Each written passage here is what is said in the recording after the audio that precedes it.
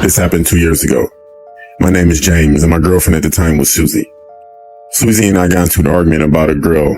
She was just texting me about edibles. The girl just wanted to know who had edibles and the prices on them.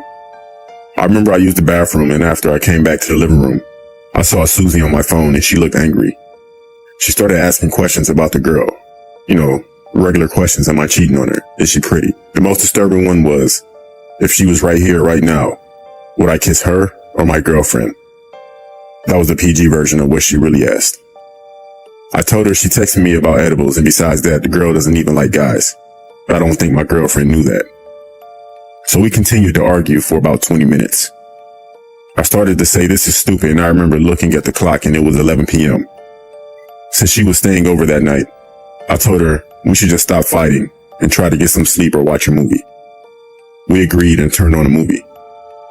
We were watching Don't Be a Menace to South Central while drinking a juice in the hood. As we were watching the movie, I noticed she was on her phone typing fast and just really involved in her phone. Every time I leaned in a little closer to see what was going on, she would always move her phone away and just give me a cold shoulder. We continued watching the movie until I heard somebody at my door. I said, I wonder who that could be at this time. Again, I looked at the clock, and now it was 1 a.m. My mom was in her room asleep, but after she heard the doorbell, she woke up asking who that was. I told her I didn't know, but I was going to find out. So as I started going to the door, I heard whispering from my girlfriend, like she was on the phone or something. I didn't really pay attention to it, so I finally got to the door and I looked through the peephole. I was met with some tall dude, wearing mostly all black. I talked to him through the door, and I asked him, what do you want? He replies with, I'm just here to drop off a package. Sorry I'm late. And I was thinking, who delivers a package at 1 a.m? So I told him to leave, and he could come back some other time to deliver the package. He said no, in a deep, commanding voice. Just in that moment, my ex-girlfriend Susie comes walking towards me with a grin on her face. She says to me, so you're really not going to tell me who that girl was texting you? I explained that she wasn't anybody, and I didn't know her like that. And this is the wrong time to be asking me a question like that when there's somebody at the door I didn't know. To this day, what she said still gives me the chills just thinking about it. She said, the guy at the door, he's here to get rid of you. At first I gave out a nervous laugh and said, that's not funny.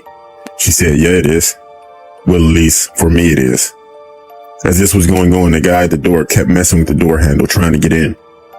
So I was leaning up against the door, preventing him to come in. As I looked behind me, Susie was gone. A few seconds later, she comes back with a knife and said, either he's going to get you or I will. I started flipping out and thinking, what am I going to do? I can't die right here. Just in that moment, I heard a commanding voice saying, back away from the door or we'll shoot. I thought to myself, what the fuck? So I swung open the door, and there was the police. One of the police officers told Susie to drop the knife because when I took my eyes off of her and I opened the door, she was right behind me, like literally right behind me. But the officer saying that must have scared her, and she dropped the knife immediately.